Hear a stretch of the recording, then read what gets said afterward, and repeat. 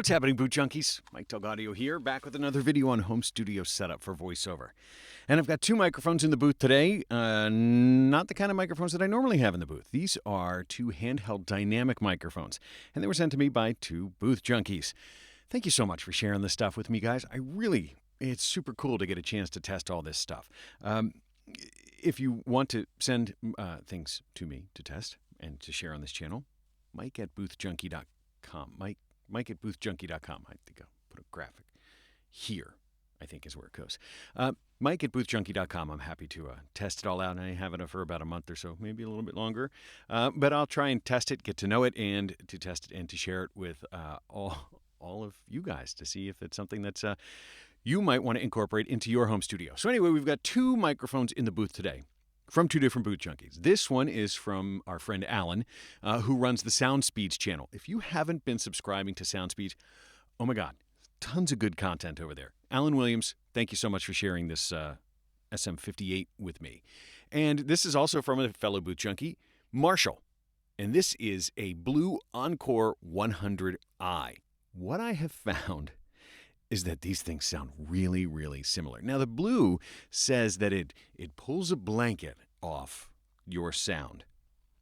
And I often think that the SM58 does have a bit of a veiled sound to it, that it's not as bright as it could be, that it does sort of sound a little bit muffled. But doing a side-by-side comparison, when I first started to test and use the 100i, I thought, oh, this does seem brighter. But then going back and forth, and maybe you'll see it here, maybe you'll note a difference, maybe you'll see it here. But when I have these somewhat matched volume-wise, I'm really having a difficult time telling one from the other. Take that for what it's worth. The SM58 is venerable. It's legendary. You see it everywhere. If you're on stage, you're going to see a show, chances are the performer is using a Shure SM58, unless they've got some particular microphone that they're taking with them. The house microphones, chances are they're going to be an SM58. Sound quality-wise, as I mentioned before, I don't find that these are really all that different. Pretty similar, and I think they both sound pretty good. I'm not at all off-put by either one of these microphones, considering they're dynamic, they're made for stage. They're not necessarily the thing you're going into a vocal booth like this to record an audiobook or something like that.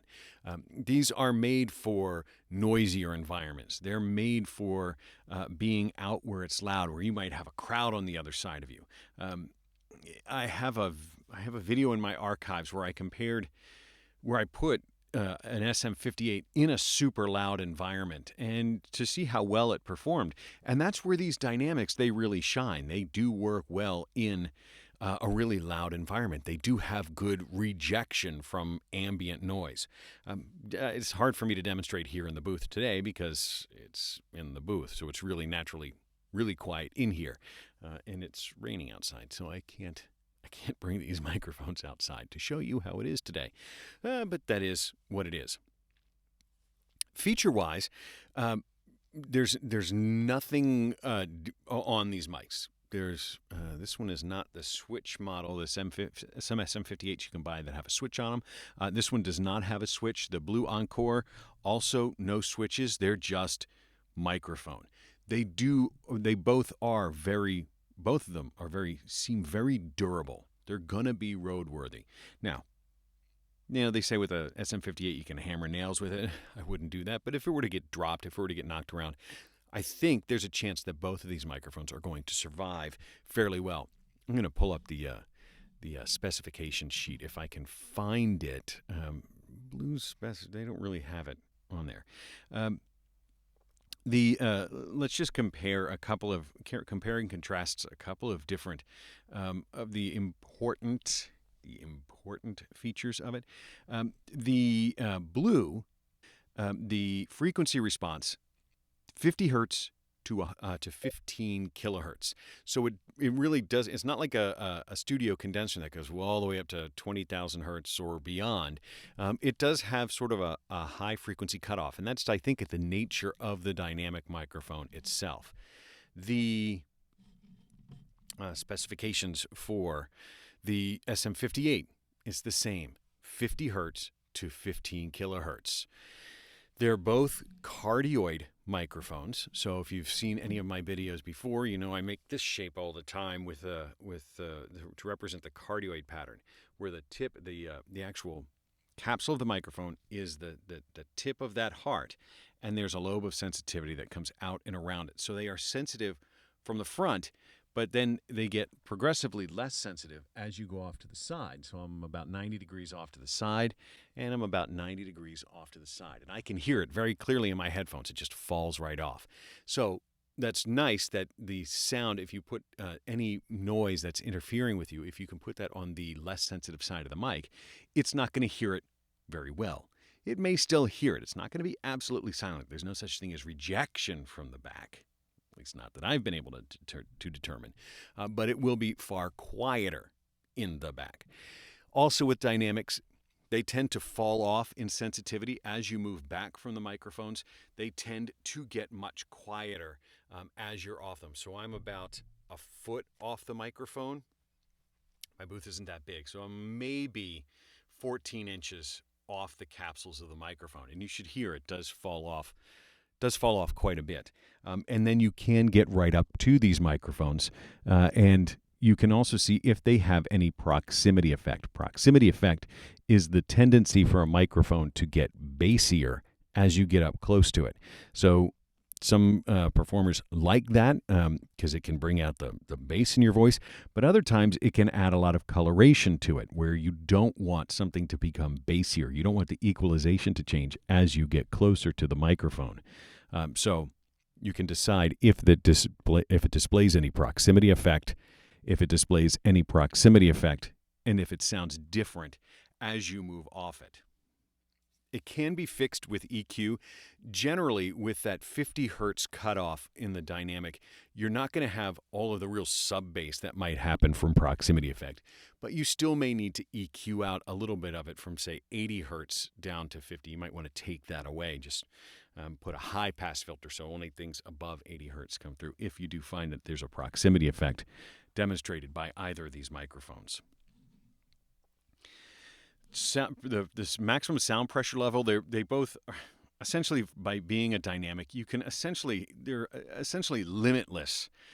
I mean, it's going to get hurt before you overload the microphone. Like you can put it up to the space shuttle, but you're going to cook it. Anyway, so they can both handle a great deal of signal before they overload. So the last thing is the frequency response graph, and they do have two slightly different frequency response graphs. The SM58 does show that there's a bit of a presence boost. I do that all the time. The presence boost up in the upper mid range, trying to get a little excitement out of the microphone. Whereas the Encore 100i does seem to be a bit flatter, if maybe a bit boosted on the bass side.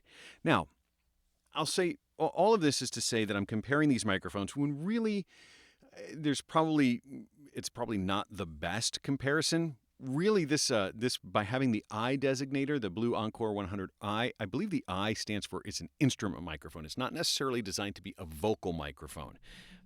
If I look at the blue website, the blue Encore 100 is labeled as a vocal microphone.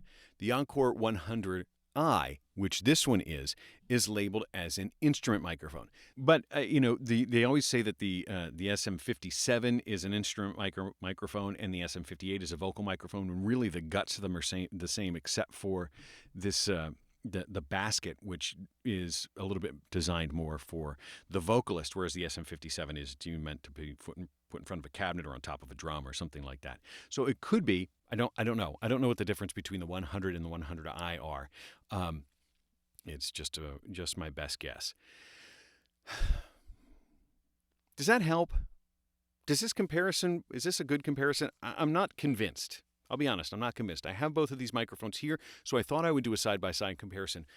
But I'm not convinced that it's the best one. I'm not convinced that you would ever choose the blue 100i, Encore 100i, for voice work, but I had it. So I thought I would share it with you. At least it gives you a good chance to hear the SM58. Love that microphone. Anyway, thank you to both Alan and to Marshall for sending these microphones along. I'm really grateful for it. That's all I have for you today. Now, go pick up a microphone, any microphone, even an instrument microphone, if that's all you can get your hands on, and do your best to just record something amazing. Thanks. We'll talk to you next time. Bye.